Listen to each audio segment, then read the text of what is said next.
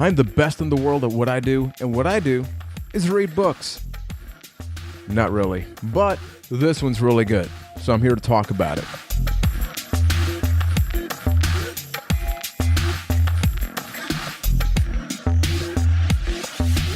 Hey everybody, what's going on? Juan here to talk about no is a four-letter word because Chris Jericho is the definition of an entrepreneur. I mean, this guy's a rock star. He's a professional wrestler, a four-time author. He's got his own cruise ship coming up next year. I mean, think about that. This guy has done it all, yet he keeps doing more. And that's exactly what this book is all about. It's about leaving your comfort zone. Chris Jericho is somebody that grew up to become a rock star, but in the process never forgot the most important thing, which is being a fan. He is a fan of Metallica, yet when he met James Hetfield, he would still mark out, be excited. He never lost sight of that. He is still a humble human being, and he talks about the anecdotes, the lived experiences that he had as he would go through a red carpet event, as he would meet one of his idols, which I'm not going to really spoil the stories, but you know you're reading a book that's really good when you put it down and after laughing for a while, you're like, man, I got to tell somebody the story, but because the story's so good and they know Chris Jericho, I don't want to spoil that for them. Now, it's worth noting that this book is not about professional wrestling, but being familiar with wrestling is definitely helpful for the situation, or at least Chris Jericho. If you know what Chris Jericho is all about and what he has done, you get a better idea of what this really is all about, especially if you're a fan of his podcast as I am. This is almost like a written version of that show because you get the personality, you get the Chris Jericho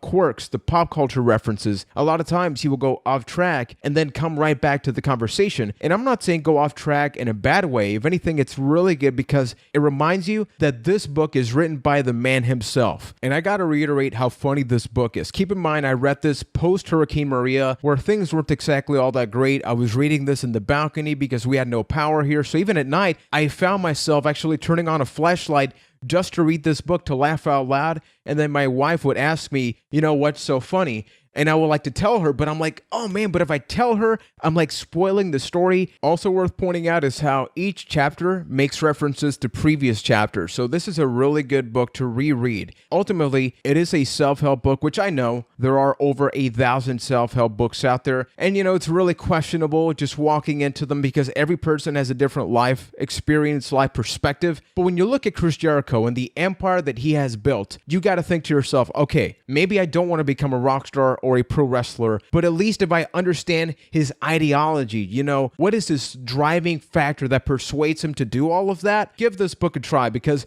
reading it, I actually found myself taking notes like, okay, when situations like this happen where it's easy to drop to my comfort zone because this is what I do from Monday to Friday, but Jericho's like, no, man, this is what this person told me and I put it into practice. Maybe it didn't work out the first time, but it was better the second time and eventually it became a natural instinct for me. Those are the reasons that this book, knows a four-letter word, is so good. It's also worth pointing out that you don't need to read his previous books in order to enjoy this one because the previous ones are more of an autobiography about his path to professional wrestling, where this one's like, I have lived my life and this is my new life, but the previous one has led to where this is today. So almost this is like the original trilogy and then you can watch the prequel, which is a real weird analogy, but I guess it kind of makes sense. So check this one out first, and then if you learn a little bit about Jericho because of this, and you want to check out the past ones, definitely do yourself a favor and check those out because they are also hilarious. So overall, I gotta say I had an excellent time reading No is a four-letter word. I'm very happy that I got this advanced reading copy because it really entertained me